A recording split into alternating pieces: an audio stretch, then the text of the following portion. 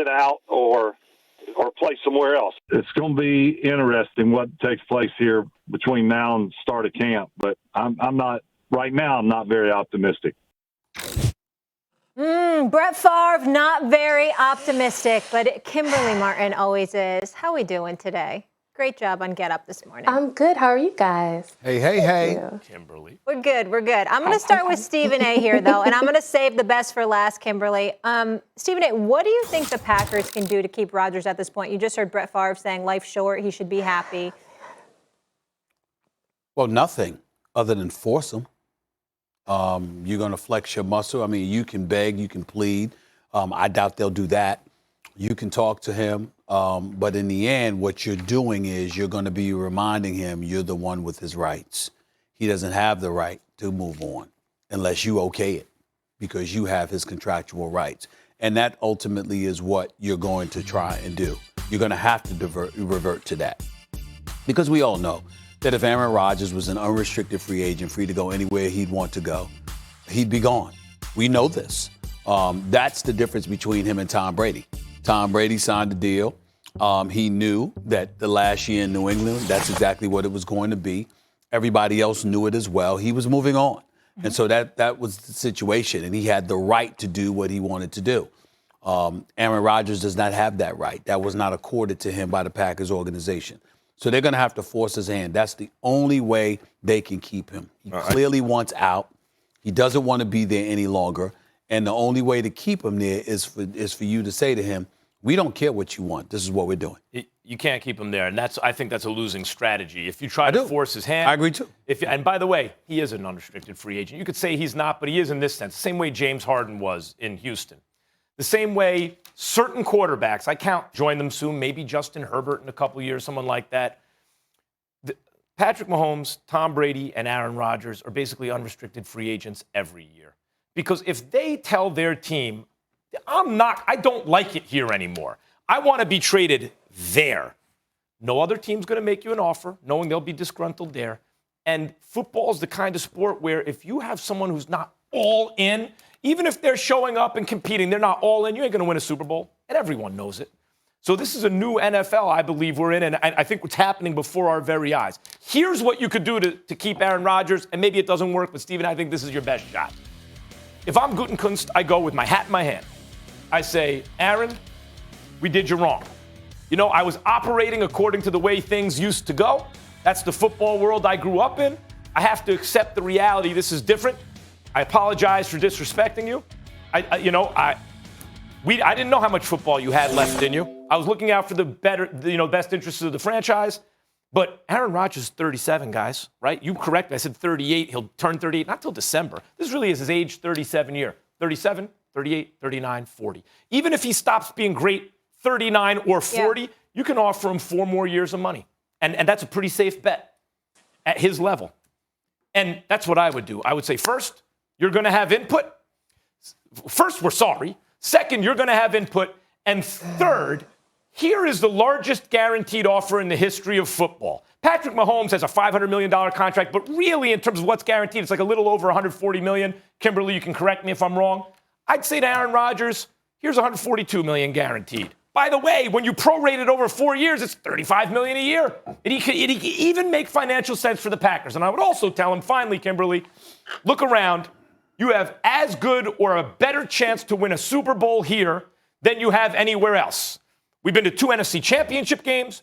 We're getting better as a team. You're getting better as a quarterback. We're sorry. We hope you take our offer. I think that's the best shot. I actually agree with Max. I'm shocked to say it. I feel like the Packers need to put on that Baby Please music. That like Teddy Pendergrass, like I messed up, get in the feelings type music, because they did the girl wrong and they got to come correct now, because this relationship, they know they had a good thing. And now this relationship is ruined. So how do you get your baby back? You got to put on some Anita, go to him. Don't go through intermediaries. Go directly to him. Do not let him slam the door in your face or hang up the phone on you. I think that, because all teams want that guy at the QB position. And the Green Bay Packers are fortunate that they had that. And they blew it by not understanding the delicate balance of whether it's his ego, his that alpha dog mentality that always holds on to I've been discarded or counted out. Like that, you got to understand who Aaron Rodgers is, and you got to understand he holds a grudge. Now, the NFL executives I've talked to do not think that the Packers will trade him. They think they will try to resolve this. The Packers have to hope that Rodgers still wants to hear an apology. Because when you're done wrong and your girl doesn't want to hear that apology anymore, you're almost out of luck. But they don't have to do anything for the time being. They can stand pat and still try to mend those fences before needing to move on if that's what it comes down to. All right. Talk to me. Talk to me. Enough. Kimberly. Okay. Beautiful, intelligent, accomplished, the whole same to you, Molly Wood. Same to you. I wouldn't call you beautiful. I wouldn't call you beautiful. I wouldn't call you beautiful, Max. I'm not calling a brother that. I don't roll like that. Here's the deal, y'all. It's beautiful to listen to all of this. It's really beautiful. It's very, very touching. But if I remember correctly, Kimberly, didn't you say you were from Brooklyn? Brooklyn, right? Oh, don't get it twisted. I am definitely from, yes. No. Let me stay with me where I'm going here, because I'm from Queens. Here's the deal. Let me remind y'all. Okay. Somebody mistreats Kimberly. They mistreat Molly over and over and over again. And then finally you say enough. Yeah. And you got them. Actually, I give an ultimatum. Teddy ain't going to do it. Hold on. Teddy ain't going to do it. Let me finish my thought. You got them over a barrel. Yeah. You had enough.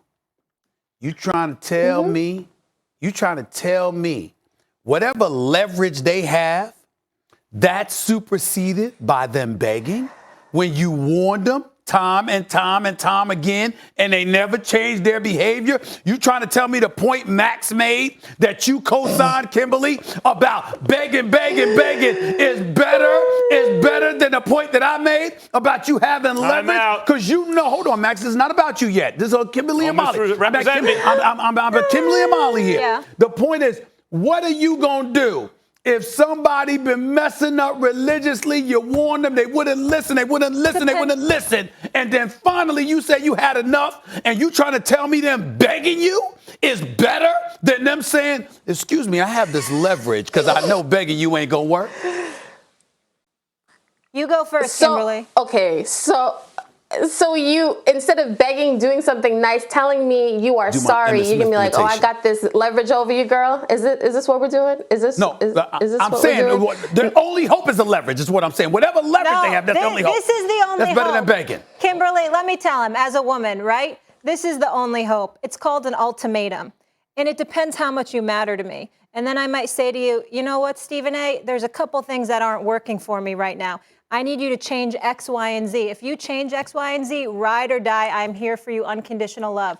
If you don't, I need to go. Fine, but hold on. But that's not what I asked. That sounds conditional. What I said was, if you did that already to him, and he didn't listen. The ultimatum. That's what he did. He doesn't want me. That's what he did. So I need to leave with pride. I need to say, okay, goodbye, party's over. I got it. Kimberly, Can't chase things. If you already gave him the ultimatums, I'm not talking about you giving it to him. You already gave it to him for years, and he didn't listen. What you gonna do, Kim? What you gonna do, Kim? Oh, well, you already know I've been out the door already, but I feel like Aaron Rodgers wants to stay in Green Bay. They can beg and plead and do all that. Hold on. I'd like to say something, please, Molly. Everyone's missing the big point that I made, in fact. Yes, you apologize first. But to your point, Molly, you want some evidence, right? You talk about, once these dudes get the bag, bring the bag. I'm saying, put a ring on it, right? So not only do you come and say, okay, I was wrong, but you say, this is how wrong I was. You're 37. I'm going to guarantee you more money.